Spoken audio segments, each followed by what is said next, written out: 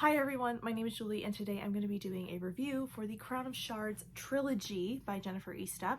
I read this all in the last couple of months and I thought I would kind of give you all my thoughts about this series now that I've finished it. So we start out with Kill the Queen, which is followed by Protect the Prince, and then I don't have a copy of the third book, but it is Crush the King. And the three all follow Everly, who is a young woman at the start of the books. I believe she's about 28, and she is like, I think 16th in line to the throne. She has grown up in the castle, but she is nowhere near to inheriting the crown. But something happens that the crown princess decides to kill her mother, the queen, as well as the rest of the court in order to inherit the title and also make sure no competition is coming for her. So after this happens, Everly happens to escape, and she has some power that helps her escape that no one knew about before, and she joins a gladiator troupe, which kind of keeps her safe until she can decide if she's going to go back and try and take the crown back from her murderous cousin. So I finished Kill the Queen and I finished Protect the Prince really quickly. I listened to both of these on audiobook actually. I think I kind of switched back and forth between audiobook and physical of this one, but I listened to Protect the Prince and Crush the King both on audiobook, and they were both excellent. So I really recommend the audiobooks. They were really well done, and I thought it really helped me keep moving through these when I didn't have time necessarily to read the books. First, I want to talk about the things that I liked about this series. It's a really fun series. It's like a fantasy. It's not quite a fantasy romance, and it's not quite like a hardcore fantasy. It's more fun. If you could create a urban fantasy for high fantasy worlds, I feel like that would be more what this is. It doesn't take itself too seriously. It's not overly complicated. It's a one point of view series where we're following just Everly and all of her thoughts. And there had some found family elements that I really enjoyed, so I really liked that part of it, as well as the competition aspect of the first book with the gladiator troupe. I liked that part, and I did like all the little side plots and characters we met along the way. Everly has this like band of friends / found family that I talked about, and those characters were, even though they weren't 100% like fleshed out, I did like them. I liked the little group that she had going on, that it wasn't just her crusading against like all of these Emily's enemies. She did have help, she did have advisors, she did have people bringing things to her attention. I did like that about the series. And I thought the first two books were very compelling. Like I said, I flew through these, and it made for a really compelling story, and I thought we did a really good job throughout these of kind of keeping the pace going by switching back and forth between political problems and physical fighting problems, even though we didn't like delve super deep into any of these problems. It kept the plot moving enough that I wasn't thinking about that, so I just had fun reading them. I would rate the first two books both 4 stars. Maybe even the first one like a 4.5, because they were both just super fun. They were exactly what I wanted from this series, and like I said, I liked Everly and her friends and kind of where we were going with all of this. But I do have some critiques for this series, mainly that Estep seemed to have a problem with repetition. Not just in her writing style is not overly complicated. It's not the best writing style in the world, but I could forgive a lot of faults because, like I said, I was having fun with it.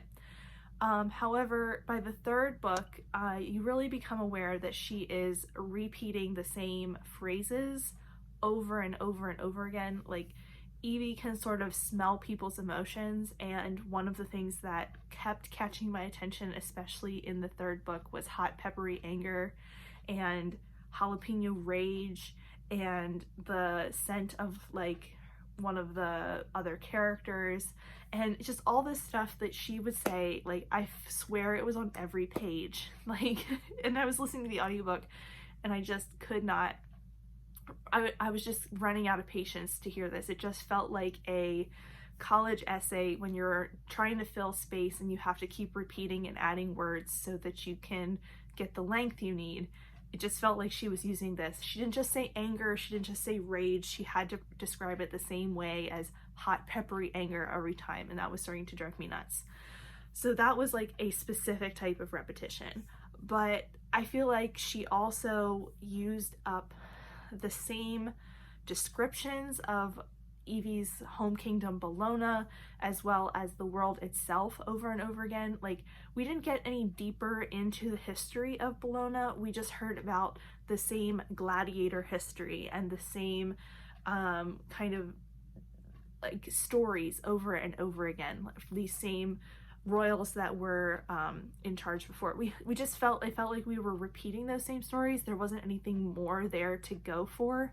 And I would have appreciated if we could have had different, like, just different kings and queens to reference, or a deeper history of some of these places, or, you know, it just felt a little shallow surface. And I feel like we started to feel that way about defeating the villains as well. That Evie was kind of approaching things the exact same way, and the villains were like attacking her the exact same way, especially in the first two books. As much as I like really enjoyed those, it started to feel really formulaic in how she would get attacked and respond and attacked and respond. So I was just getting a little frustrated with that.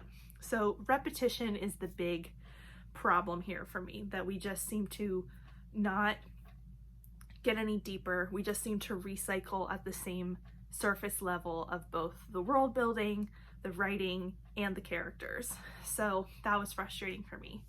I mentioned this a little bit with the repetition, but I feel like this is another thing. It's that the whole world felt flat to me. And like I said, I could keep moving through the first two books and it didn't bother me so much.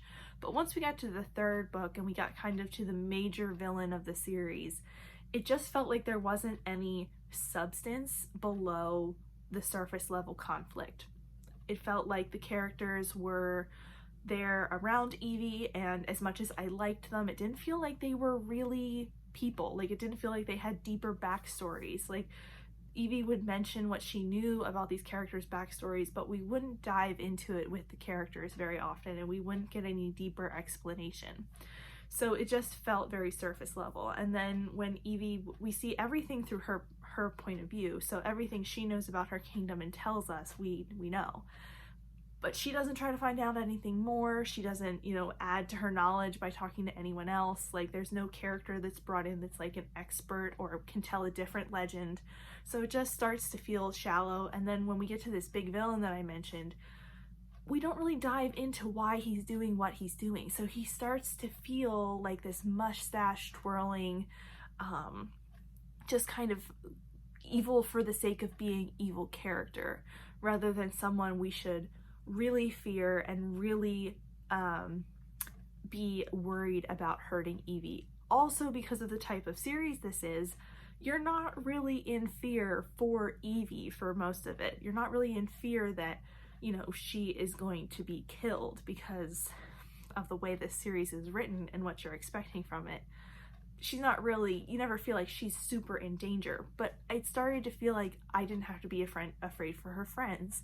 I didn't have to be afraid for her kingdom. I didn't have to be afraid that there would be consequences if she didn't kill the villain. And I also didn't feel like there would be any real reason and way for him to get retribution. Like, it just didn't feel like there was a depth to him that was going to really make any actions that he took or that Evie failed to take matter. Like, the stakes just didn't feel very high. I felt like I knew exactly how this was going to turn out, and which was okay. It's not like I was expecting like everything to like the most original plotline ever. I just needed to feel something with this. Like, I just needed to feel like, even though we were trying to create this fear and tension and animosity between them, I never really felt it. I never felt like it was really gonna culminate into anything, and it never really felt like we were gonna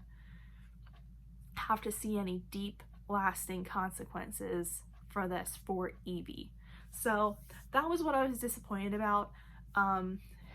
And I did enjoy this series. I think I would give the overall series like a 3.5 stars. Like I said, the first 2 books were really compelling, really interesting, really wanted to keep going with those.